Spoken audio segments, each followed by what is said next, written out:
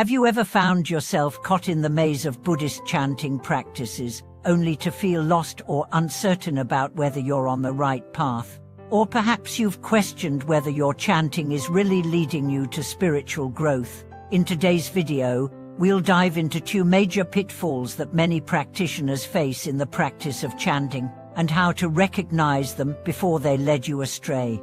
So, what are these common traps, and how can you avoid them to ensure your chanting practice truly supports your journey to peace and enlightenment? Welcome back to our channel. It's always a joy to have you here as we explore profound topics together. Today, we will address some of the most common mistakes people make in their chanting practice, mistakes that could hinder your progress and potentially derail your spiritual journey. We will focus on 2 specific missteps, both of which can cause you to veer off course. By the end of this video, you'll not only recognize these pitfalls, but also have the knowledge to correct them and deepen your practice. So, if you're ready to take your chanting practice to the next level, let's jump right in. The importance of chanting in Buddhism. Chanting is a foundational practice in many Buddhist traditions. It's not just about repeating words, it's about cultivating mindfulness, purifying the mind, and connecting with the divine. Whether you are chanting for personal peace, for the benefit of others, or to progress towards spiritual liberation, the quality of your chanting practice plays a crucial role in how you experience its benefits. In the chanting tradition, there are 2 main elements to focus on: faith and single-mindedness. These 2 elements form the core of any chanting practice. Faith, specifically faith in the Buddha and the Dharma, is essential. Without a strong belief in the teachings, your practice can become mechanical and hollow. Single-mindedness, on the other hand, refers to your ability to concentrate deeply during your chanting, allowing the sound of the words to resonate fully within your mind and spirit. However, it is easy to lose track of these core principles, and that's where the first major pitfall comes in. Pitfall 1: overemphasis on one-pointedness. The first pitfall is the overemphasis on achieving one-pointedness, or an undistracted mind. Many practitioners fall into the trap of believing that the only way to make progress is to eliminate all distractions and reach a state where their mind is perfectly still and singularly focused. They believe that only when their mind is completely clear and free of distractions can they truly experience the power of the chant. While this approach may seem logical, it can actually be counterproductive. The pressure to achieve perfect concentration can lead to frustration and self-doubt. This obsession with your unpointedness might cause you to overlook the deeper, more meaningful aspects of your chanting practice, such as cultivating sincere faith and desire for spiritual liberation. Remember, as Buddha himself taught, true liberation does not depend solely on the state of perfect concentration. Instead, he emphasized the importance of faith and vow or desire for liberation. If we put all our energy into trying to force an ideal state of concentration, we might miss the deeper connection to the Buddha's teachings, which are rooted in faith, humility, and a genuine yearning for transformation. The real power of chanting comes not from the technical perfection of the practice but from its sincerity. Keep in mind that perfect concentration is not the primary goal. Genuine devotion, faith, and a deep longing for spiritual growth are far more significant.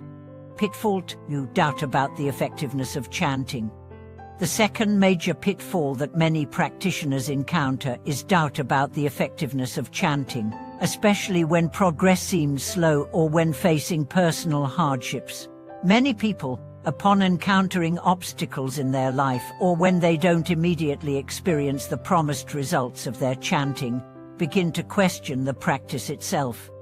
Doubt can be a very dangerous obstacle because it can cause the practitioner to lose faith, which is essential in any spiritual practice.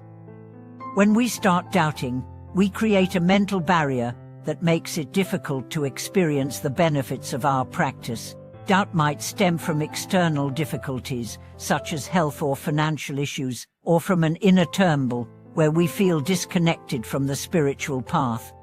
In Buddhism, it is understood that doubt in one's practice stems from a lack of understanding or an underdeveloped faith in the teachings. This is why it is so important to continually nourish your faith, to remember why you started chanting in the first place, and to reaffirm your commitment to the path.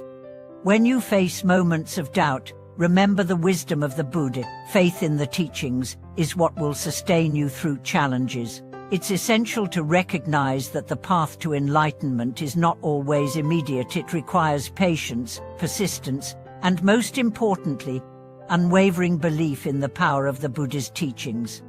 How to avoid these pitfalls, practical solutions. Now that we have explored these two major pitfalls, how can you avoid falling into them?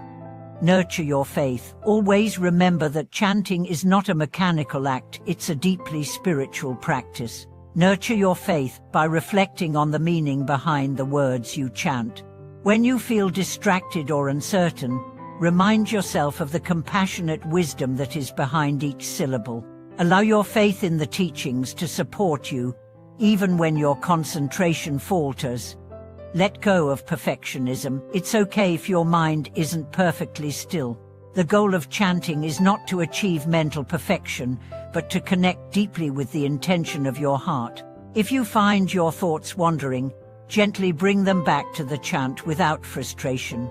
Trust that even in moments of distraction, you are still cultivating merit and making progress. Embrace doubt as part of the journey. Doubt is natural in any spiritual practice, but it doesn't have to derail your path.